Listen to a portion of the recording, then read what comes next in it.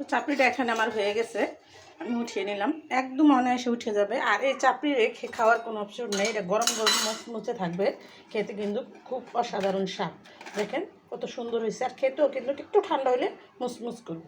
তো আমি এখানে আরেকটা চাপড়ি দিয়ে দিব।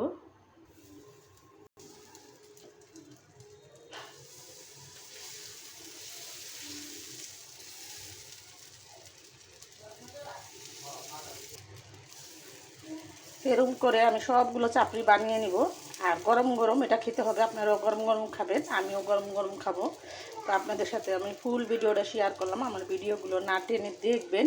আর এরকম সুস্বাদু মজাদার নাস্তা বানিয়ে একবার হলো খেয়ে দেখবেন। খেতে কিন্তু ধনেপাতা দিয়ে মরিচ বাটা দিয়ে খেতে কিন্তু অনেক মজা। একবার হলো ট্রাই করে দেখবেন, আর নতুন নতুন ভিডিও পেতে সাথেই থাকবেন। তো ভিডিওটা আর বড় না করে আমি এখানে রেখে দিলাম। আসসালামু আলাইকুম।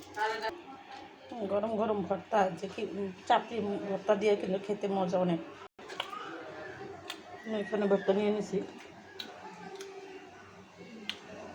আমার ভর্তা দিয়ে চাপড়ি দিয়ে খাওয়া দেখে যার যার খেতে মন চাইবে চলে আসবেন আমার বাড়িতে, আমি আপনাদের বানিয়ে খাওয়াবো। তো ভিডিওটা বড় না করে এখানে রেখে দিলাম। আসসালামু আলাইকুম।